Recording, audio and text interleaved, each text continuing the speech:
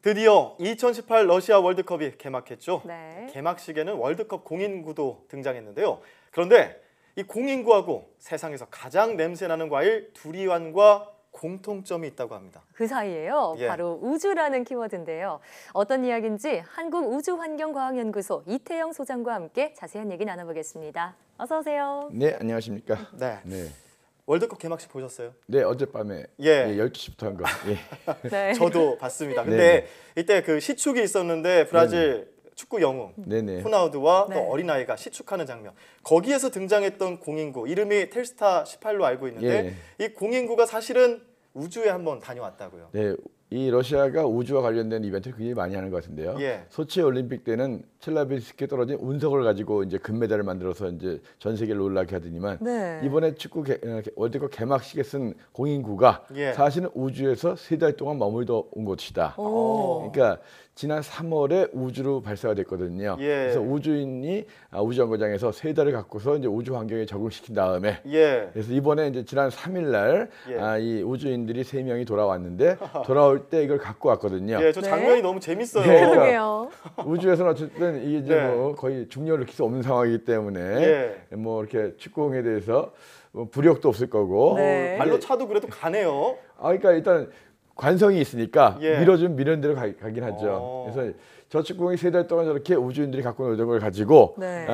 지난 3일 날 우주인 3명이 내려왔는데 그중에 러시아인 1명이 저걸 갖고 내려온 거예요. 예. 그래서 이걸 가지고 이번에 개막식 때 공인구로 쓴 겁니다. 그래서 이번 러시아 올림픽, 그러니까 러시아 월드컵 같은 경우에는 네. 우주에서부터 그 월드컵의 개막을 알렸다. 네. 우주의 기운을 받아서 러시아 월드컵이 개막이 됐다. 우주의 기운이요. 네, 그렇습니다. 아니 좀 갖고 놀던 우주인들이 석 달 동안 정이 들었을 텐데 좀 정되게 아쉬웠을 것 같기도 하고요. 그러니까 뭐 사실은 이제 이 우주인들이 3달마다 이제 올라가는데 네. 지난 이제 3월에 올라간 분들이 같이 올라간 거고 이번에 내려온 분은 지난 12월에 갔던 거예요. 지난 3월에 갔던 분은 이제 앞으로 3달 더 있다 내려올 거고. 네. 그런데 이 공인구 말고도 또 네. 특별한 물건이 우주로 보내졌다고요. 예, 이제 보내질 보내질 예정인 예정이에요. 두리안. 네. 예, 가장 냄새나는 과일 혹시 좋아하십니까? 저는 못 먹겠더라고요. 먹어봤는데 좋아하지는 않습니다. 네, 이왕이면 뭐 맛도 좋은 게 냄새 좀 좋은데 예. 가장 그 악취가 많이 나는 두리안이라는 과일. 태국에서 이 태국 우주 이 연구기구에서 이 두리안을 우주 식량으로 한번 만들어 보면 어떻겠느냐 이런 준비를 하고 있는 거예요. 그래서 이제 태국이니까 가능한 일이네요. 네, 그래서 이제 7월 중에 우주로 한번 보내겠다는 건데 우주에 보내서 이 실제로 우주 상황에서 이 두리안의 그 어떤 감각, 이 맛이라든가 이 같은 감각, 이 느낌이 질감 같은 같은 게요. 게 어떻게 변할 것인가 이걸 해가지고 우주 식량을 좀 개발하겠다 이렇게 네. 계획인데요. 근데 뭐 실제로 7월이니까 해봐야 되겠지만. 예.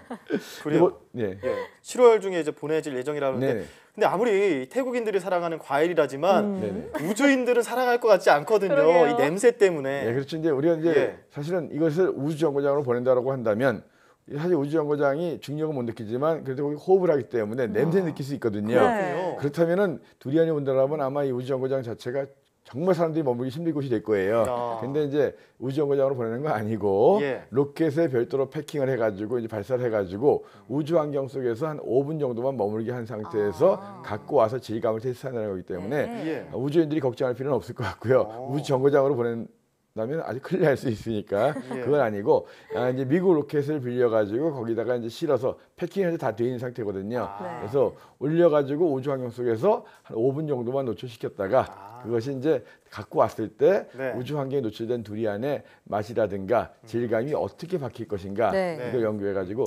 장기적으로는 두리안을 우주 식량으로 개발하겠다는 건데 냄새를 제거하지 않는다면 우주인들이 아마 이걸 참을 수 있을까 그러니까 싶네요. 네, 그렇습니다. 네, 이렇게 공인구나 두리안을 우주로 보냈다면 네네. 이번엔 우주에서 온 물질이죠. 운석에 대한 네, 얘기를 좀 네네네네. 나눠볼까 합니다. 네. 국내에 떨어진 운석을 실제로 볼 수 있는 전시가 열렸다고요? 네, 그렇습니다. 이제 이 대전의 국립중앙과학관에서 이번 달부터 운석 전시회가 있는데 철운석.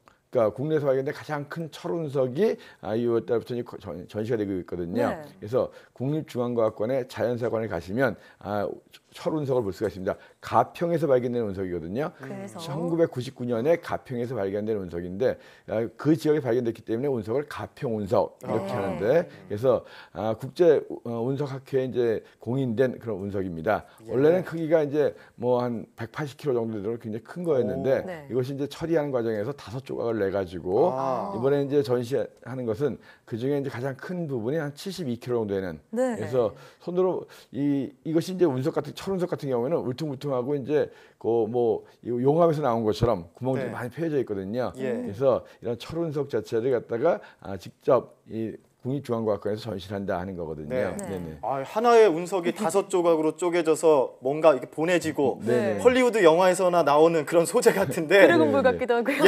네네. 그 중에 하나를 이제 전시해서 직접 만져볼 수도 있다고 하는 거잖아요. 네, 그러니까 이제 결국은 이미 연구할 만큼 했고 그러면 이제 떨어진 지 얼마 안 된 것들은 우주 환경 연구하는 굉장히 중요한 자료가 되겠지만 이제 네. 오래된 것들은 사실 연구용으로는 가치가 별로 없고 그래서 이제 사람들이 직접 우주에서 온 철이니까 예. 만져보면서 우주의 기운도 느끼고 우주의 기운을. 예, 그리고 이제 오늘 자주 오늘 우주 나오네요. 네 그러네요. 근데 이제 또한 이제 우주에 대한 호기심을 많이 갖게 하기 위해서 이제 네. 지금 만져볼 수 있게 하는데요. 예. 사실 외국 같은 데서는 자연사 박물관 같은 데 가면 커다란 운석을 직접 만질 수 있는 기회가 많아요. 철 그렇군요. 운석들을. 근데 우리나라 같은 경우에는 우리나라 떨어진 이 철 운석들이 많지 않다 보니까 그쵸. 네. 직접 만질 수 있는 기회가 별로 없거든요. 네. 예. 방금 많지 않다고 하셨는데 네. 실제로 운석으로 인정받고 있는 게 총 석점이라고요. 예, 우리나라는 이제 사실은 공식적으로 국제 운석학회에서 이제 운석이라고 이제 인정된 게 3개가 있는데 지금 말씀드렸던 1999년에 떨어졌던 철 운석, 네. 가평 운석이 철로는 유일하고 예. 그다음에 이제 몇 년 전에 우리가 그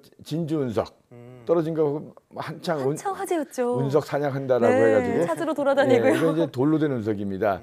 석질 운석이라고 하는 거고 그다음에 이제 가장 오래된 운석이 이제 일제 시대 때 고흥군 두원리에서 발견된 두원 운석이라고 있어요. 네. 그래서 3개가 있는데 2개는 돌로 된 거고 어. 이 가평 운석만 철로 된 겁니다. 그렇군요. 예. 네네. 그렇군요. 그러니까 지금 말씀하신 것처럼 이 철로 된 운석이 있고 돌로 된 예. 운석이 있는데 철로 된 운석이 조금 더 희귀한 거죠. 그러니까 사실 운석 중에서는 한 94% 정도는 돌로 돼 있는 거예요. 예. 그 다음에 한 5% 정도는 철로 돼 있고 네. 1% 정도는 돌과 철이 섞여 있는 거거든요. 네. 그래서 사실은 거의 뭐 대부분의 운석들은 다 돌로 된 거다. 그러니까 철이라든가 돌과 철이 섞여 있는 건 몇 프로 안 된다 이런 거거든요. 특별한 이유가 이유가 있어요. 있나요? 그러니까 기본적으로 첫째는 이 운석이라는 것 자체가 소행성들이 충돌해서 나온 부스러기들이 대부분 많은데 네. 이 중심 부분에는 무거운 철들이 있지만 표면 쪽에는 가벼운 돌들이 많다는 것이 있고 그래서 기본적으로 돌이 많이 떨어진다는 거. 두 번째, 이 운석이 사실은 별똥별 유성이잖아요. 네. 유성이 탈 때 온도가 2000도가 넘어가요. 근데 녹는 온도가 철은 1500도 높거든요. 네. 근데 돌은 2000도가 돼도 안 녹거든요. 그래서 대기와의 마찰로 인해서 대부분의 성분들이 녹아버리는데 녹아버리군요. 근데 철도 많이 녹는데 그 남아있는 철들이 떨어지는 거거든요. 네. 근데 돌들은 녹는 점이 2000도가 넘기 때문에 처음에는 다른 것들이 많이 있었다 하더라도 네. 땅에 떨어지고 나면은 대부분 철이 많더라. 그래서 어. 철이 한 95%는 되는데 그렇다고 해가지고 뭐 철은 싸고 그러니까 철로 된 운석은 비싸고 네. 돌로 된 운석 싸냐 그것도 아니거든요. 그래요. 워낙 운석이 많이 떨어지다 보니까 철로 된 운석도 이제 좀 흔해요. 그래서 뭐 몇 년 전에 진주에서 엄청나게 로또처럼 불렸지만 맞아요. 실제로 예. 철이든 돌이든 뭐 인터넷 옥션 사이트 같은데 가서 구입하실 수 있어요. 네. 그람당 이렇게. 한 1불에서 2불 정도. 그람당 1분. 그렇군요. 예, 이 1,000원 1,000원에서 정도. 2,000원 정도. 예. 그러니까 그거 많이 팔거든요. 그래서 예. 우주의 기운 느끼시고 싶으신 분들, 사랑하는 사람한테 목걸이 만들어주고 싶으신 분들 와. 몇 불만 투자하시면 인터넷에 많이 팔고 있습니다. 정말 특별한 선물이 될 것 같은데요. 예, 예. 네, 요즘에 좀 미세먼지도 거치고 날이 좋아서 그런지 네네. 별 보러 가시는 분들 많을 것 맞아요. 같아요. 예, 그래서 뭐 요즘도 어디서 좀 흐렸는데 그 전날도 네. 보니까 저녁 하늘에는 서쪽에는 금성이 보이고 동쪽에는 목성이 보이고 밤늦도록 목성이 아주 밝게 보이는데 아, 서금 동목. 예. 근데 많은 분들이 목성과 금성이 이렇게 밝게 보인다는 걸 많이 모르시더라고요. 네. 여기 상암동 가까운 거에 노을공원이라고 있죠. 네. 노을공원, 하늘공원이 있는데 서쪽에 있는 게 노을공원인데 그 위에 캠핑장도 있는데 여기 가시면 화요일부터 목요일까지는 평일날 7시부터 누구나 가가지고 별을 볼 수 있는 그런 기회가 있고 주말에는 또 이제 가족 단위로서 이제 가족 별 캠프라고 해가지고 오. 캠프도 진행을 한다라고 합니다.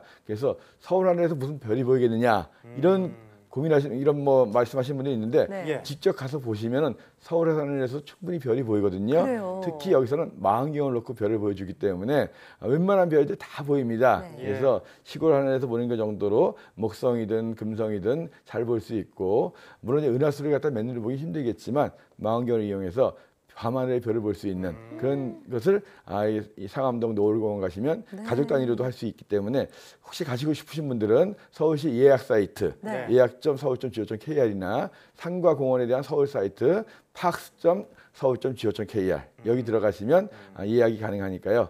한번 서울 하늘에서 별 보시기 바라고요. 네. 가까우시니까 두 분 앵커님들도 네. 끝나시고 한번 방문해 보시기 바랍니다. 다녀와야겠어요. 네. 예, 감사합니다. 자, 요즘 하늘 보면 별 보기 좋은 날씨네 네. 이런 느낌이 드는데요. 한번 별 여행 떠나보시는 것도 좋겠네요. 지금까지 한국우주환경과학연구소 이태영 소장과 함께 이야기 나눠봤습니다. 오늘 말씀 고맙습니다. 고맙습니다. 네, 고맙습니다.